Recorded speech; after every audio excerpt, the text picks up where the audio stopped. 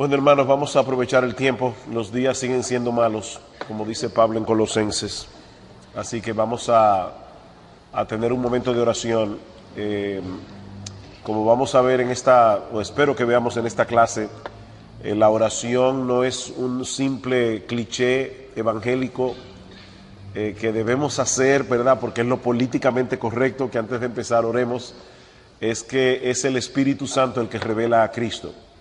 Y nosotros queremos que Cristo sea revelado en esta clase. Y ha sido mi oración que más que una clase donde vamos a estar recibiendo información, nosotros salgamos de este lugar con un mejor entendimiento de las Escrituras, con un mayor aprecio por las Escrituras, sobre todo al ver su unidad, con un mejor entendimiento de cómo predicar expositivamente las Escrituras, pero sobre todas las cosas con un profundo aprecio, valor, pasión por nuestro Señor Jesucristo que se revela en las Escrituras. Y eso solo puede hacerlo el Espíritu Santo. Así que vamos a orar y pedir al Señor que nos ayude en esta mañana. Padre, nosotros queremos acercarnos delante de ti, queremos darte gracias porque tú nos das el enorme privilegio de predicar tu palabra a otros. Tú nos das el enorme privilegio de llamar a los pecadores en tu nombre a la fe y al arrepentimiento. Tú nos das el privilegio de edificar la iglesia por la que Cristo derramó su sangre. Nosotros te pedimos, oh Señor, que tú nos des ahora tu Espíritu Santo, que Él traiga luz y entendimiento a nuestras mentes y corazones, que podamos entender estas cosas, pero sobre todo, Señor, que podamos reaccionar y responder piadosamente a estas cosas. Señor, enséñanos a apreciar tu palabra, enséñanos a ver la unidad de tu palabra, pero sobre todas las cosas, Señor, te suplicamos desde lo más profundo de nuestros corazones, revélanos a Cristo a través de tu palabra, porque te lo pedimos en su nombre y para su gloria. Amén y amén. Hermano, imagínate que tú estás en un auditorio, alguien está dando una charla o está predicando o dando una clase. Esa persona no sabe que tú estás allí y de repente esa persona te cita a ti. Él no sabe que tú estás en el auditorio, pero al citarte él tergiversa algo por aquí, tergiversa algo por allá, cambia algunos énfasis de lo que tú dijiste y finalmente el resultado final es que lo que él dice que tú dijiste se parece a lo que tú dijiste, pero no fue exactamente lo que tú dijiste. ¿Cómo tú te sentirías? Bueno, evidentemente no te sentirías bien y es muy probable que al final de la charla te acerques al hermano y le diga: hermano, excúsame, tú me citaste, pero yo no dije eso. No con esa connotación que tú le diste, o no con ese énfasis, o tal vez no para llegar a esa conclusión.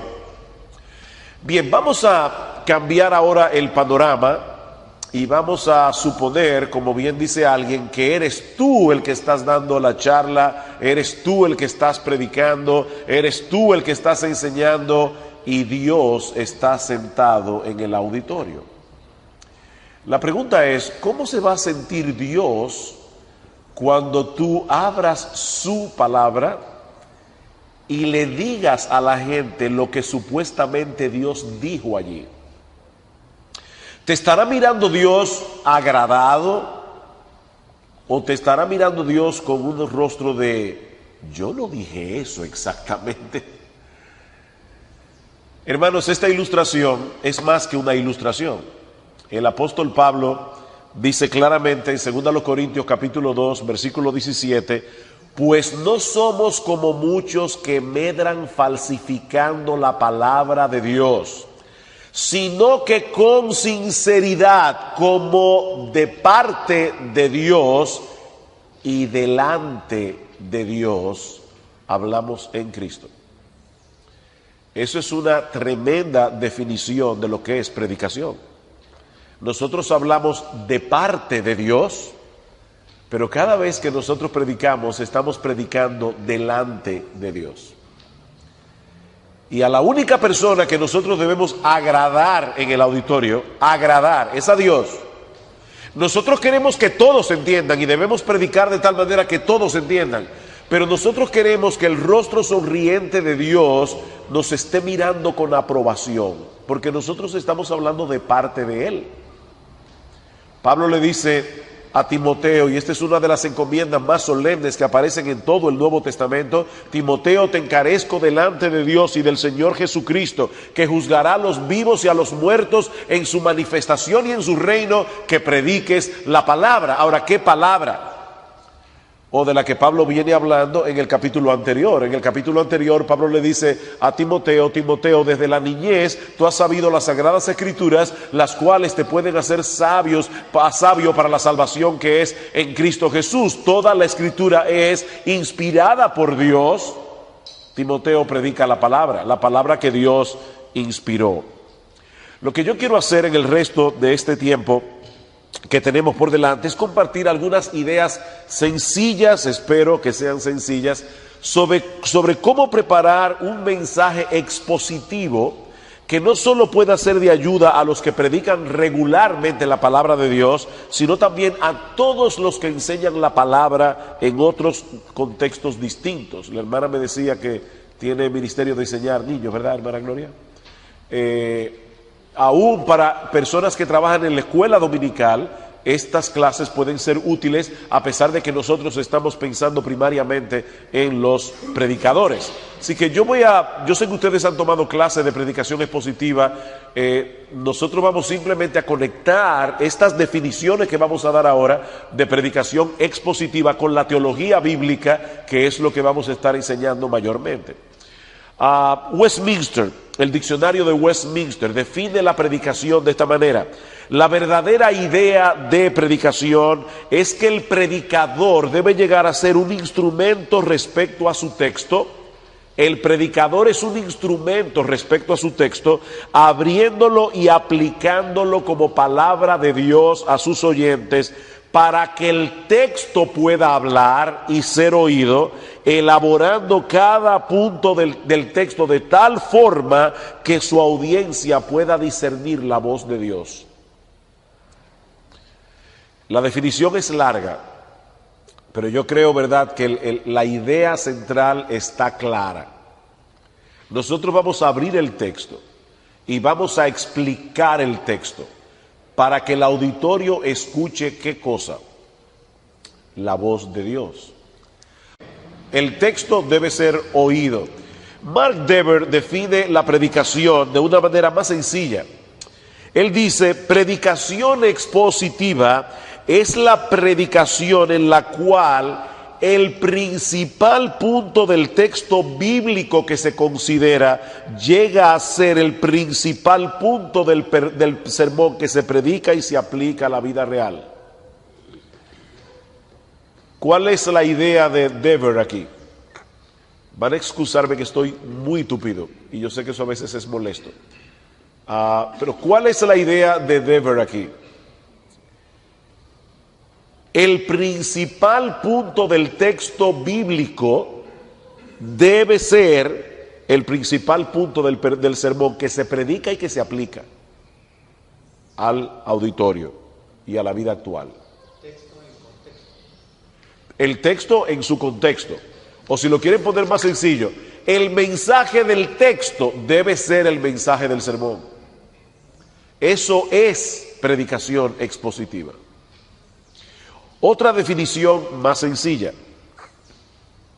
es un esfuerzo para sacar de la escritura lo que está ahí, para nunca meter en el texto lo que el Espíritu Santo no puso, y para hacer esto desde un texto determinado, de tal manera que adecuadamente humille al oyente, exalte al Salvador y promueva la santidad en la vida de los que están presentes. Eso es lo que procura la predicación expositiva: humillar al oyente, exaltar al Salvador, y todo eso para promover la santidad en sus vidas.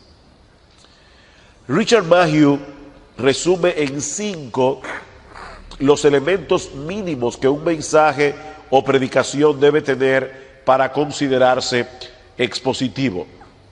En primer lugar, el mensaje halla su única fuente en la Escritura. El mensaje halla su única fuente en la Escritura.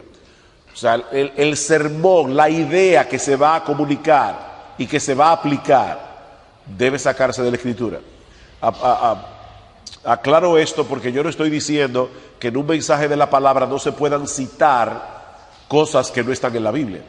Y de hecho, aún autores que son contrarios a la Biblia. El apóstol Pablo hacía eso. Cuando el apóstol Pablo dice en 1 Corintios capítulo 15, no erréis, las vanas conversaciones corrompen las buenas costumbres, eso es una línea de una obra de teatro griega. O cuando Pablo dice en Hechos 17, uno de vuestros propios profetas han dicho que Dios no está lejos, etcétera. O en Tito capítulo 1 también cita a un poeta griego. O sea, yo no estoy hablando de eso, lo que estoy diciendo es que el mensaje que yo estoy predicando haya su única fuente en la Escritura. 2, el mensaje es sacado de la Escritura mediante una exégesis cuidadosa. ¿Dónde están los marcadores? Hermanos, ¿de dónde viene la palabra exégesis? Bien, no hay problema, no te preocupes, Eddie. La palabra exégesis, ¿qué significa? ¿De dónde proviene? Sacar de hago, guiar. Entonces yo estoy guiando el significado del texto para extraerlo del texto. ¿Qué es lo contrario a hacer una exégesis? Hacer una eisegesis, o sea, guiar adentro del texto pensamientos míos que no están allí. En tercer lugar, la preparación del mensaje interpreta correctamente las Escrituras en su sentido normal y en su contexto. Vamos a ver más adelante que hablar del sentido normal de las Escrituras, la normalidad de las Escrituras, lo define la misma Escritura. Gracias. 4, el mensaje explica claramente el significado original que Dios procuraba para la Escritura. Una de las características de la era posmoderna, de la posmodernidad,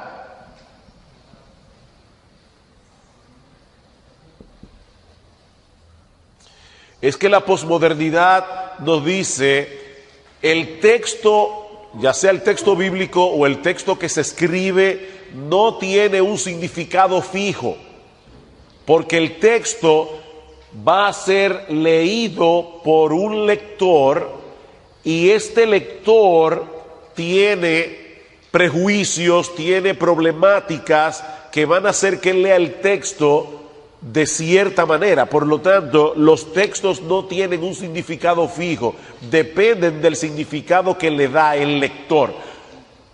Ustedes han oído en estudios bíblicos cuando personas se reúnen a estudiar la Biblia y preguntan, ¿qué significa este texto para ti? ¿Han oído eso? ¿Qué significa este texto para ti? ¿Cuál es el problema con esa pregunta?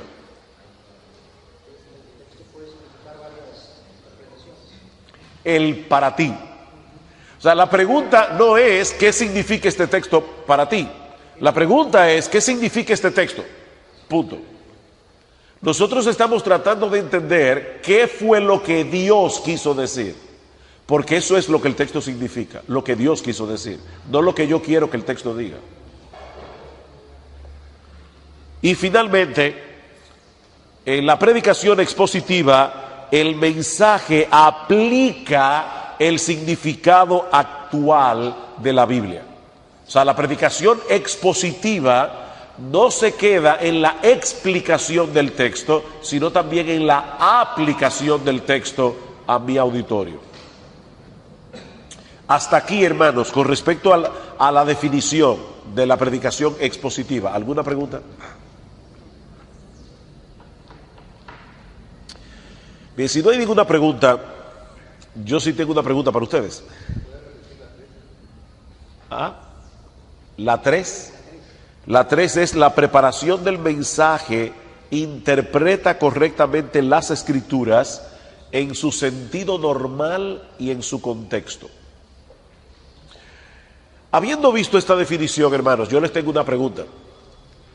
¿Ustedes creen que en la mayoría de las iglesias evangélicas, no liberales, yo no estoy hablando aquí del evangelio de la prosperidad, yo no estoy hablando de Joel Austin, yo no estoy hablando de los apóstoles que hay, yo estoy hablando de iglesias evangélicas comunes y corrientes, que no han tenido estas desviaciones?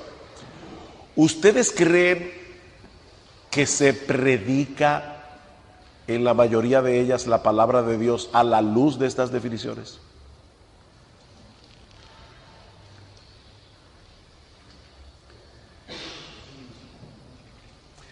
Mi percepción es que no. Y oyendo a personas predicar, aún en iglesias, vuelvo y repito, que son sanas, la predicación expositiva muchas veces brilla por su ausencia. Y eso es muy lamentable, porque Dios nos ha llamado a predicar la palabra de Dios, a predicar su palabra. Alguien decía, y esto es lamentablemente cierto, que algunos predicadores usan la Biblia como los borrachos usan las farolas, para apoyarse en ellas, no para recibir luz.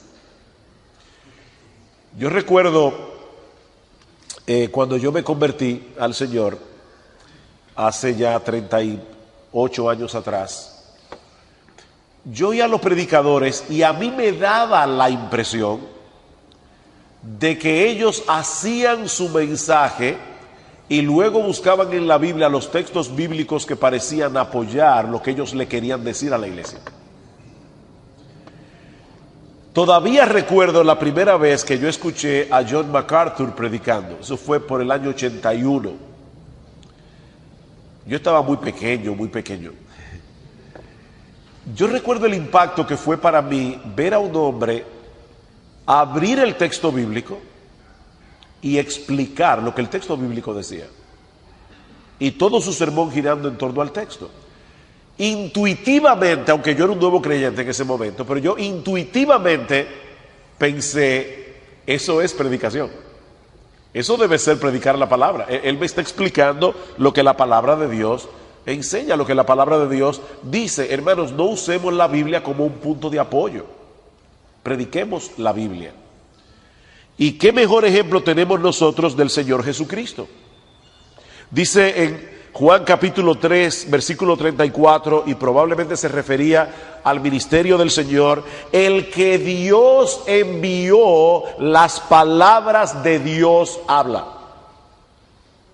El que Dios envió, las palabras de Dios habla. Juan capítulo 7, versículo 16. Mi doctrina no es mía.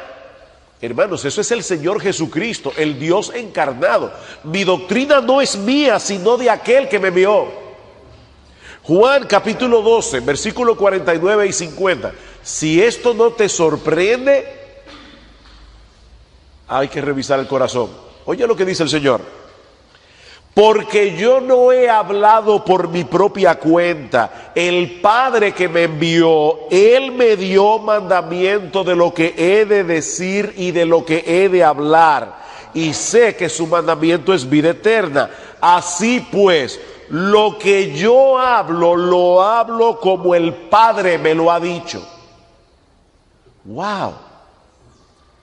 El Dios encarnado, cuando vino a la tierra, él dice, todo lo que yo he dicho es lo que el Padre me dijo que dijera.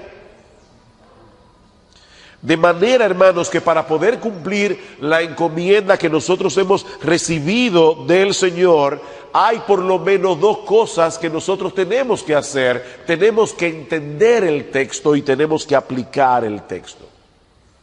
Tenemos que entender el texto, tenemos que aplicar el texto. El problema es que muchos predicadores, movidos tal vez por un sincero deseo de ayudar a su congregación, se lanzan a contextualizar el texto antes de haber hecho el trabajo exegético que el texto requiere.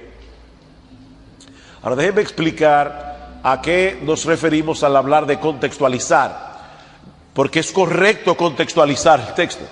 David Helm, en un libro que por cierto acaba de salir en español, es de la serie de las 9 marcas y se llama Predicación Expositiva. David Helm dice: comunicar el mensaje del evangelio en formas, eso es contextualización, comunicar el mensaje del evangelio en formas que sean comprensibles o apropiadas en el contexto cultural del oyente. En otras palabras, la contextualización tiene que ver con nosotros ahora, está comprometida con la relevancia y con la aplicación para hoy. Yo estoy predicándole al hombre del siglo XXI y yo tengo que explicarle lo que este texto bíblico que estoy predicando significa y cómo se aplica en la vida de ese hombre que tiene problemas en su trabajo, que tiene problemas con su esposa, que está viviendo en un mundo caído. ¿Cómo se aplica el texto bíblico? Pero hermano, yo no puedo ir del texto a la aplicación sin haber hecho un trabajo previo, que es lo que vamos a ver ahora. Déjenme ponerles un ejemplo que el mismo Helm utiliza. Vayan por favor a 1 Samuel capítulo 12. Capítulo 2, versículo 12 al 21.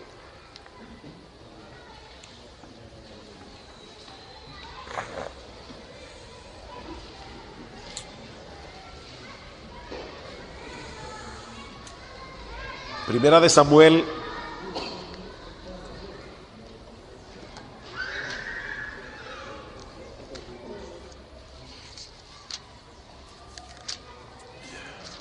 vamos a suponer, hermano, que ese es tu texto el domingo.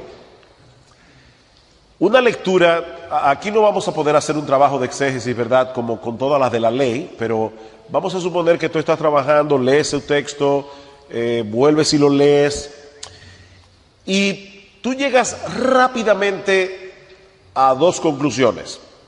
En primer lugar, el texto nos presenta 2 tipos de padres y 2 tipos de hijos. Elí y sus hijos, Ana y Samuel.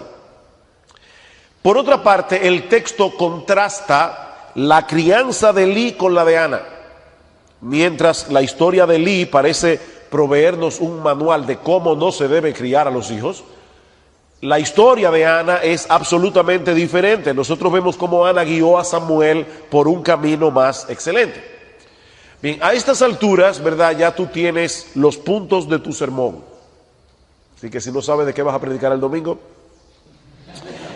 los 2 puntos de tu mensaje serían: primero, los padres irresponsables son permisivos, mientras los buenos padres saben poner límites. Segundo punto, los padres irresponsables no aprovechan el entorno de la iglesia para animar a sus hijos hacia la piedad, mientras que los buenos padres siempre están allí en la iglesia, en el lugar donde Dios está, en el lugar donde su palabra es predicada. Dice que Ana llevaba a Samuel cuantas veces podía al templo y miren el resultado final. Ese tipo de predicación tiene 2 ventajas. 2 ventajas. Primero, no requiere de mucha preparación. David Helm dice, es casi improvisada. La segunda ventaja que tiene es que a la gente le encanta ese tipo de predicación.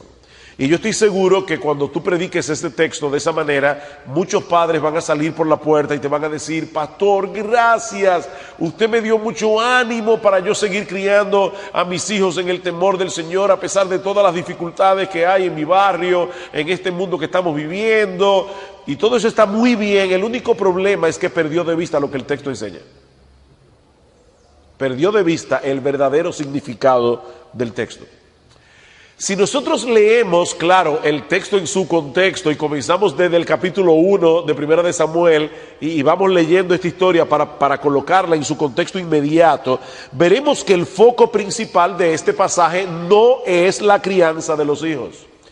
El centro principal de este pasaje es la santidad de Dios y cómo un mal liderazgo puede llevar al pueblo lejos de la santidad de Dios. Ese es el problema que Samuel está planteando. Hay un problema en el texto, pero no son los hijos de Elí. El problema del texto es el hecho de que Dios no estaba siendo adorado apropiadamente. Si nosotros seguimos leyendo el libro, vamos a darnos cuenta que este pasaje nos está preparando para ver a Samuel como el reemplazo de los hijos de Elí, como aquel que va a dirigir la adoración del pueblo de Dios conforme a la palabra de Dios. Es de eso que se trata este pasaje. Bien, significa esto que nosotros no podemos usar ese pasaje para hablar de la crianza de los hijos en la iglesia. No, eso no es lo que significa. Este texto nos enseña algunas cosas importantes con respecto a la crianza de los hijos, pero el reto del predicador es no perder de vista el mensaje principal del texto. Yo debo explicar el texto en su contexto y en la aplicación yo puedo ver cómo aplicar esto a la situación de los padres que están allí, pero yo no puedo hacer de esto la idea central de mi mensaje, porque esa no es la idea central de este pasaje. Recuerden la definición de Mark Dever. Ustedes la tienen allí en sus hojas. ¿Qué dice Mark Dever que es predicación expositiva? Predicación expositiva es la predicación en la cual el principal punto del texto bíblico que se considera llegar a ser el principal punto del sermón que se predica y se aplica a la vida actual. El principal punto del texto es el principal punto del sermón que se predica y que se aplica. El principal punto del texto bíblico. ¿Qué ustedes perdieron? Déjenme ver cómo yo pongo la pregunta. En ese bosquejo que yo di de Samuel, ¿quién estaba ausente? Dios, y más específicamente Jesús. Hermanos, yo hubiera podido predicar ese mismo sermón en una sinagoga judía. Yo hubiera podido predicar ese mismo sermón en una mezquita y hubiera sido apropiado. Pero nosotros somos cristianos y estamos predicando la Biblia cristianamente. Alguien decía que una buena prueba que todo predicador debe hacerse es preguntarse: yo hubiera predicado el sermón que yo prediqué el domingo pasado en mi iglesia exactamente igual si Jesús no hubiera muerto en la cruz del Calvario. Porque si mi respuesta es sí, yo hubiera podido predicar ese mensaje si Jesús no hubiera muerto en la cruz, algo no anda bien, porque vamos a ver más adelante que Jesús es el centro de toda la escritura y su obra de redención. Hermanos, ¿qué era Samuel? ¿Qué dijimos que era Samuel? ¿Qué representaba Samuel en esta historia? Usamos la palabra reemplazo. Él era el reemplazo de los hijos de Elí. Jesús es el reemplazo final de todo un sistema sacerdotal fracasado, como nosotros vemos en el libro de Hebreos. Y Él viene a guiarnos y a enseñarnos la verdadera adoración a Dios conforme a la palabra de Dios. Así que nosotros debemos contextualizar nuestro mensaje, pero ese es el último paso que debemos dar. Luego de haber estudiado cuidadosamente el texto en su contexto. Otro ejemplo. Yo voy a estar poniendo muchos ejemplos para que esto no se quede en una mera teoría. Y este ejemplo es crucial. Porque alguien puede decir: bueno, pastor, ese estudio de Samuel que usted acaba de hacer, ¿verdad? Hay que verlo con más cuidado y ver si es verdad que es de eso que se trata el texto.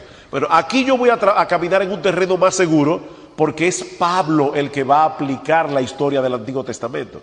Vamos a 1 Corintios capítulo 10.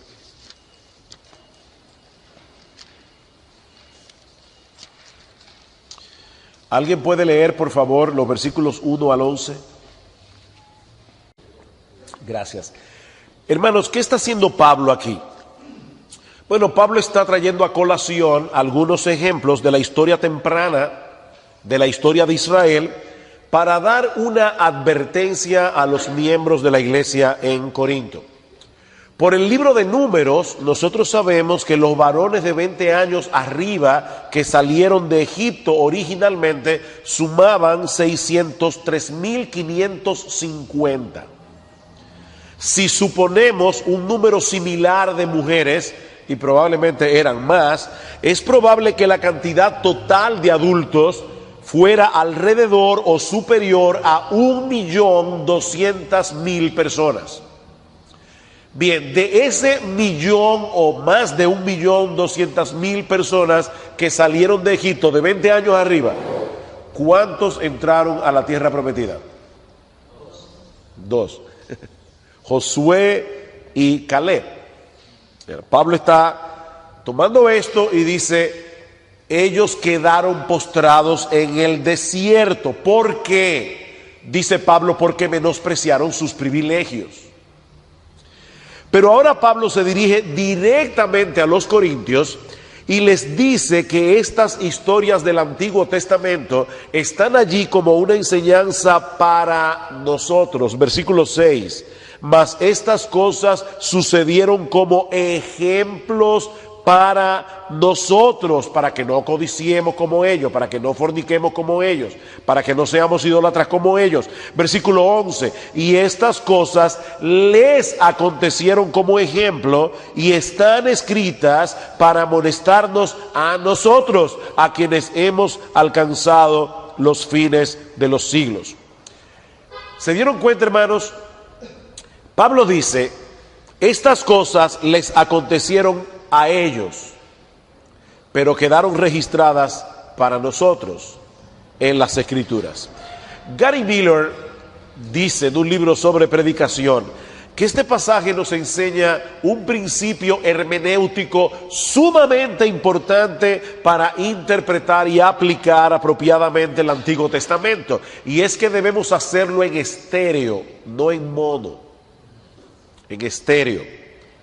Cuando yo era niño, mi padre le encantaba la música clásica y él tenía un tocadisco estereofónico en casa.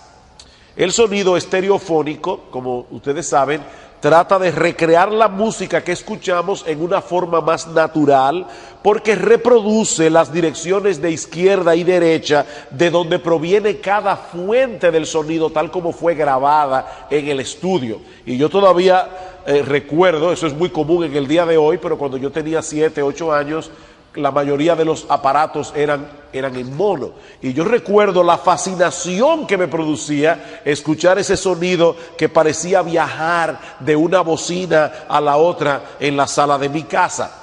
Bueno, eso es lo que ocurre en cierto modo con las historias del Antiguo Testamento, que se mueven en dos direcciones, dice Pablo, de adelante hacia atrás y de atrás hacia adelante. En otras palabras, si nosotros queremos interpretar correctamente las Escrituras, lo primero que debemos hacer es movernos hacia ellos para tratar de captar la dimensión histórica del pasaje que nosotros queremos exponer.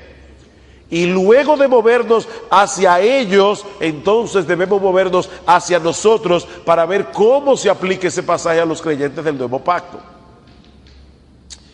¿Se dieron cuenta del problema de la contextualización que decíamos al principio? ¿Cuál es el problema que citábamos de algunos predicadores que van del texto a nosotros directamente?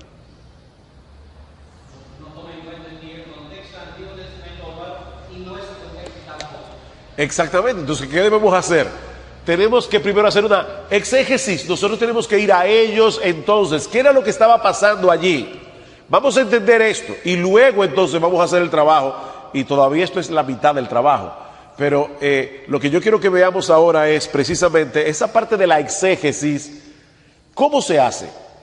Y hermano, vuelvo y repito, yo sé que ustedes han tomado cursos de estudio inductivo de las Escrituras. Yo voy simplemente a decir algunas cosas bien simples de cómo preparar un sermón que tome en cuenta este principio. Ahora, antes de lanzarnos al estudio del texto, hay dos cosas, por lo menos, dos pasos previos que debemos hacer. En primer lugar, hermano, comienza suplicando. Y como yo le decía al principio, esto no es un mero cliché evangélico. Nosotros tenemos que orar. Tenemos que orar para escoger nuestro texto.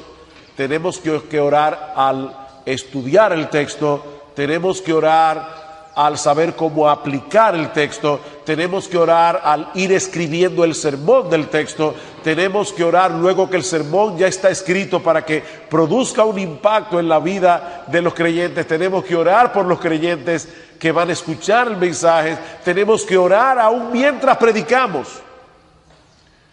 Todo el mensaje debe estar bañado de oración. Pablo dice en Colosenses capítulo 4, versículos 2 y 3, perseverad en oración, velando en ella con acción de gracias, orando también al mismo tiempo por nosotros, para que el Señor nos abra puerta para la palabra, a fin de dar a conocer el misterio de Cristo, por el cual también estoy preso, para que lo manifieste como debo hablar. Pablo está preso en Roma, pero él no le dice a los hermanos en Colosas, oren para que Dios me abra las puertas de la cárcel. Dice, oren para que Dios me abra oportunidades para yo poder predicar la palabra a pesar de mis circunstancias, pero también para que yo lo predique como lo debo predicar. Hermanos, esto debe ser tremendamente aleccionador para todos nosotros. Pablo fue probablemente el predicador más dotado de toda la historia cristiana, exceptuando, por supuesto, al más grande de los predicadores, que fue no Spurgeon ni Whitefield, sino nuestro Señor Jesucristo. Sin embargo, él está suplicándole a una iglesia aquí, de creyentes comunes y corrientes, por favor, hermanos, oren por mí. Oren por mí, para que yo sea un predicador eficaz. Eso es Pablo, hermanos. Cuando se celebraron las reuniones de la Asamblea de Westminster a mediados del siglo XVII, 1642 a 1647 creo, en una ocasión alguien se levantó y comenzó a hacer una larga apología a favor del erastianismo. ¿Qué es el erastianismo? Bueno, es la postura de que el Estado tiene derecho a intervenir y regular los asuntos de la iglesia. Hermanos, ¿quién es la cabeza de la iglesia de Inglaterra? La reina o el rey, si fuera un rey. Eso comenzó con Enrique VIII. ¿Ustedes dieron historia de la iglesia? ¿Dieron historia de la iglesia? Recuerdan que Enrique VIII se casó con Catalina de Aragón, la hija de los reyes de España, Isabel y Fernando. Luego se quiere divorciar de ella para casarse con Ana Bolena. El Papa le niega el permiso porque no quería ponerse en contra de Carlos V, que recién había sido elegido el emperador del Sacro Imperio Romano Germánico. Así que el Papa le niega la bula para disolver su matrimonio con Catalina y el rey termina dividiendo la iglesia de Inglaterra de la autoridad del papado y se erige a sí mismo como cabeza de la iglesia. Para la época en que se celebró la Asamblea de Westminster, el que reinaba era Carlos I, pero Carlos I fue juzgado por el Parlamento y fue finalmente decapitado. Así que en el tiempo en que se celebran las asambleas de Westminster, no había rey en Inglaterra, sino que estaban bajo el protectorado de Oliverio Cromwell. El punto es que los erastianos decían, debemos poner la iglesia otra vez bajo la tutela del Estado.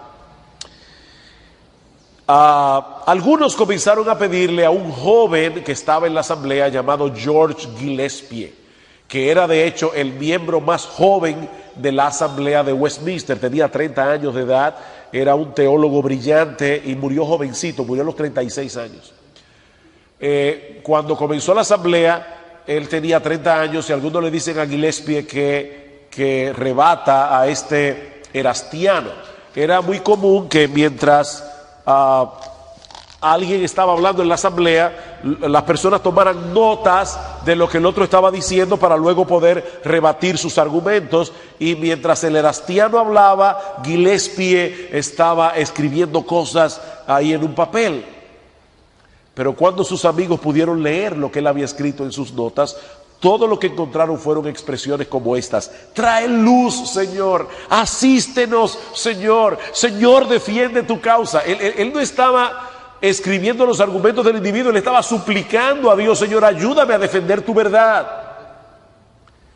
Es con ese espíritu que nosotros debemos venir a estudiar la palabra de Dios. Nosotros necesitamos luz de Dios. ¿Quiénes aquí predican regularmente? O sea, casi todos los domingos. ¿Quiénes predican aquí regularmente? Bueno, seguramente ustedes se han encontrado con esto. Llega el jueves y tú estás allí, si lo haces en papel, con papel en blanco, si lo haces a computadora, yo digo que no hay nada más aterrador que una pantalla que te mira así sin ninguna sola letra.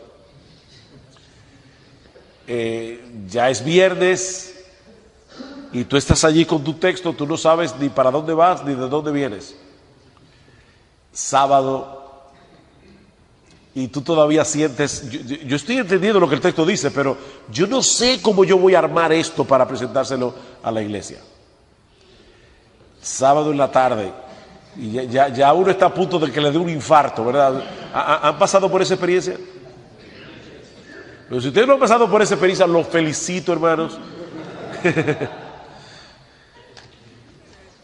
Alguien decía que en cuanto a la predicación, decía John Chapman, los primeros 50 años son los más duros.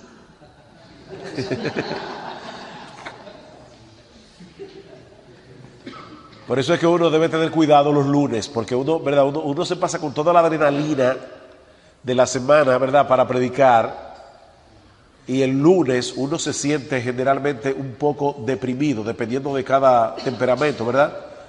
Escuché una vez a un pastor bien anciano de Escocia, de Inverness, que nos decía a un grupo de pastores en una conferencia de pastores: nunca renuncien el lunes.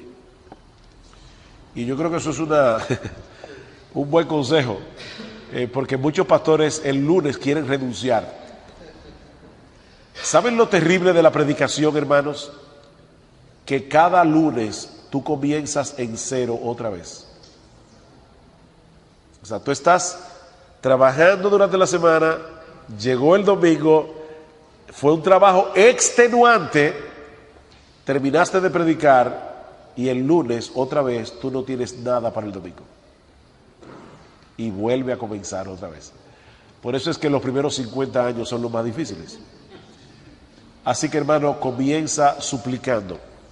En segundo lugar, determina la extensión del pasaje que vas a predicar. Determina la extensión del pasaje que vas a predicar. Aún estás predicando una serie de mensajes consecutivos, tú debes decidir la extensión del pasaje que tú vas a exponer en cada sermón particular. Definitivamente las divisiones de la Biblia pueden ser de gran ayuda, pero no siempre es así. Recuerden que la Biblia no se escribió en capítulos y versículos. Como dice alguien, Pablo no le envió 16 capítulos a los hermanos en Roma, le envió una carta que alguien dividió en capítulos, y gracias al Señor, porque imagínense que nosotros no podamos decir Romanos capítulo 10 versículo 14, hay que buscar un rollo y ver dónde está el texto. Gracias al Señor que hay divisiones de capítulos y versículos, pero alguien decía, creo que en una forma exagerada, que la persona en la Edad Media que dividió la Biblia en capítulo y versículo iba con el rollo de la Biblia sentado en un burro. Y cada vez que el burro saltaba, hacía una división ahí. Yo no creo que haya sido así, pero esta persona dice, a veces el burro saltaba en los lugares más inapropiados. Entonces, en ese sentido, hermano, las divisiones de la Biblia puede ser de ayuda, pero no siempre. Hace poco yo estaba predicando el libro de Eclesiastés en nuestra iglesia, una serie del libro de Eclesiastés completo. Y cuando llegué al capítulo 9, me di cuenta que ahí había varias opciones. Y lo bonito de esto es cuando tú tomas a muchos comentaristas y todos te dicen algo completamente diferente. Y entonces ahí que comienza el problema de uno. Tú puedes predicar el capítulo 9 completo. Tú puedes predicar el capítulo 9 hasta el versículo 12 y luego predicar los versículos 13 al 18 como otra unidad, o tú puedes predicar el capítulo 9, los versículos 1 al 12 y luego predicar desde el versículo 13 del capítulo 9 hasta el capítulo 10, versículo 20. ¿Por qué?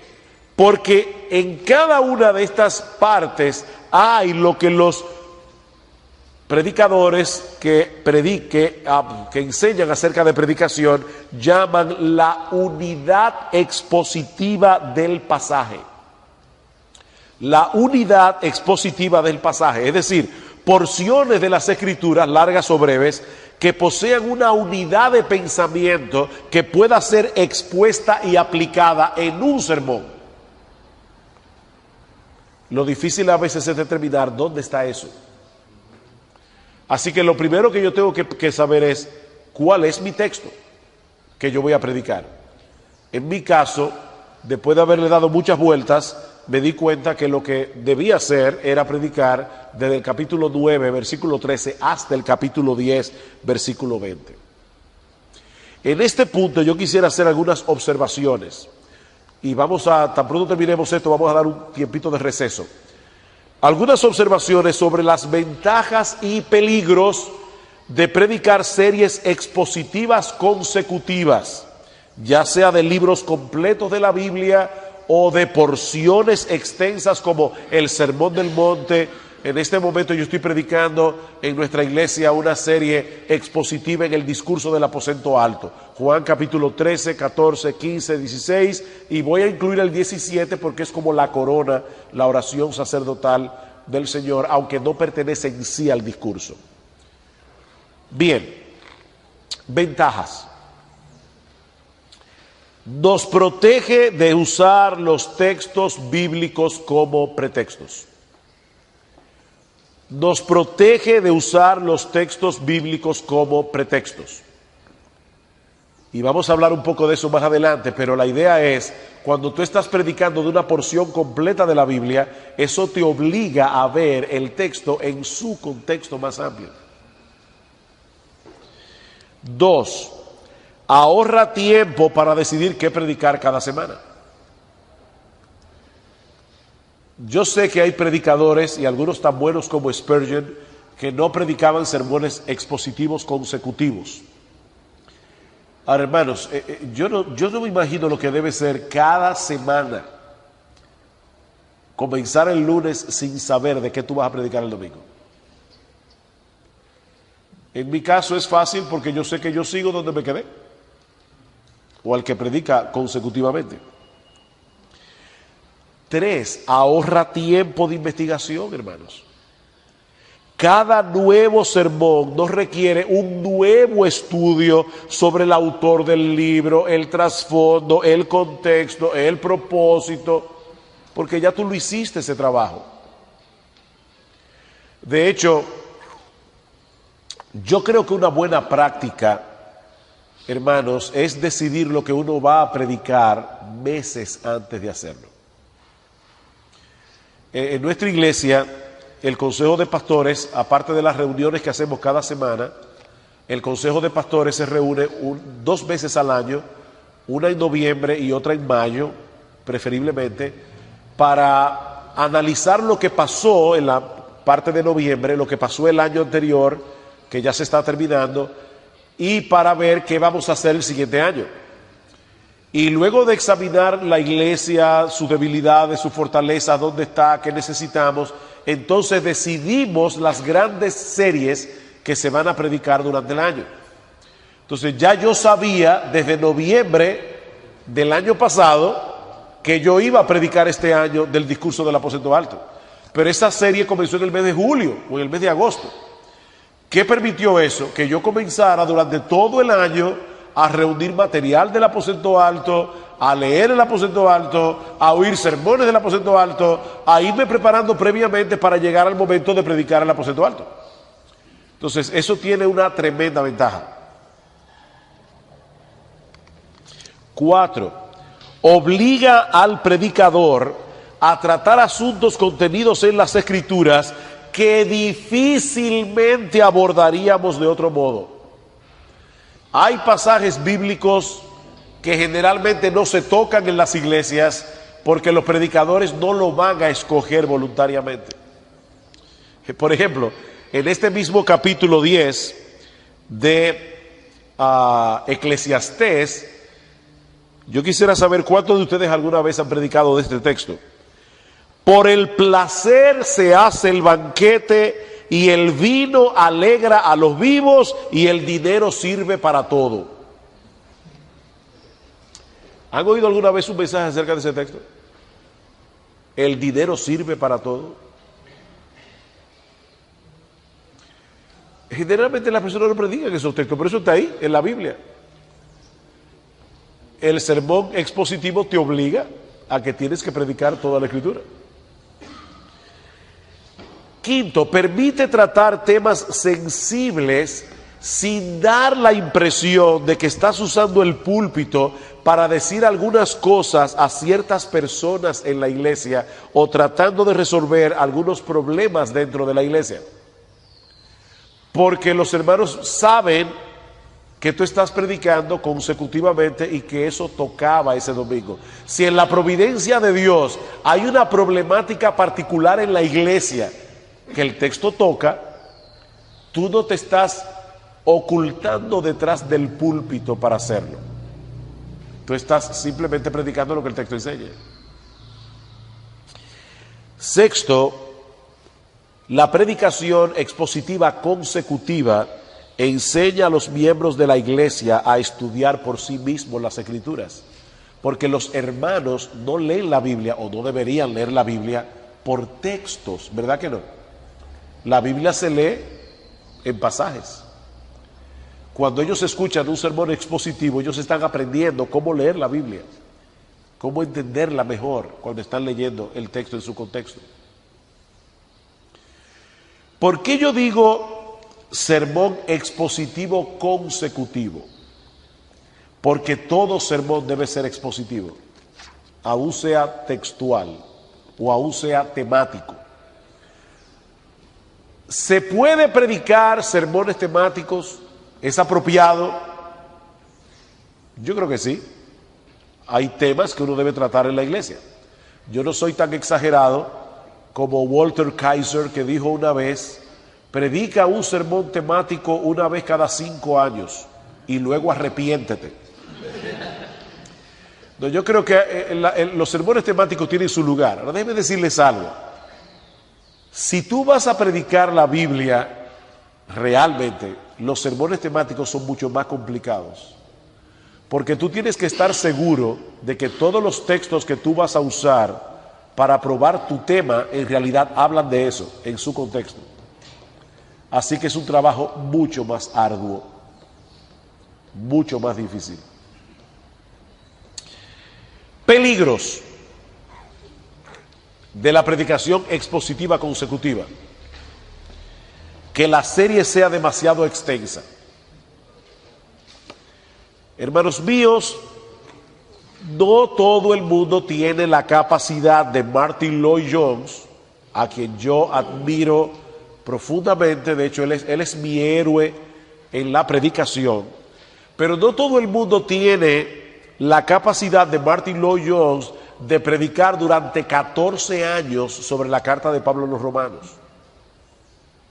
Y no la terminó porque le dio un infarto en el 14-19. Eso no es cualquiera que lo hace.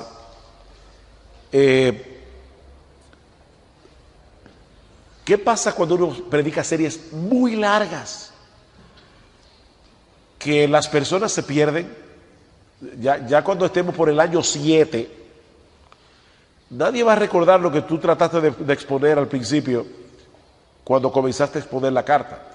Y probablemente vas a perder el interés de los hermanos, aparte de que no vas a predicar de muchas otras cosas que la iglesia necesita que tú prediques.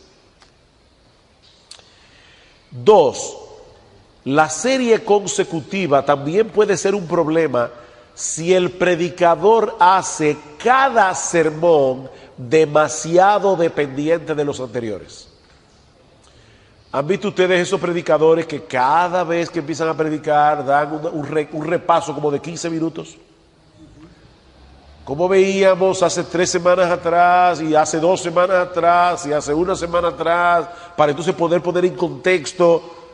Hermanos, eso pierde tiempo. Y por otro lado, si una persona va de visita a la iglesia, va a sentirse que llegó a ver una película que hace rato había empezado.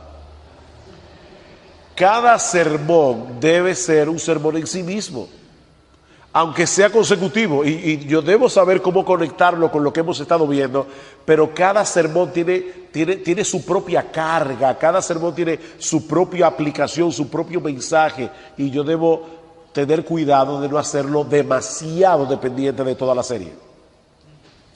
Ahora, habiendo dicho esto, yo creo que la forma más excelente de predicar las Escrituras es a través de series consecutivas, ya sean libros completos o grandes pasajes de la Biblia. Una nota adicional: es probable que al embarcarte en el estudio del pasaje te des cuenta que vas a tener que modificar tu plan original. Una, porque la unidad de pensamiento no era la que tú creías que era. 2, porque el tiempo no te va a dar. A veces tú dices, bueno, si yo voy a dar todo esto que está aquí, yo no puedo, voy a tener que cortar este sermón en 2 y hacerlo en otro sermón más adelante. O sea que no necesariamente tu plan original va a ser el plan que es cuando tú escojas el texto.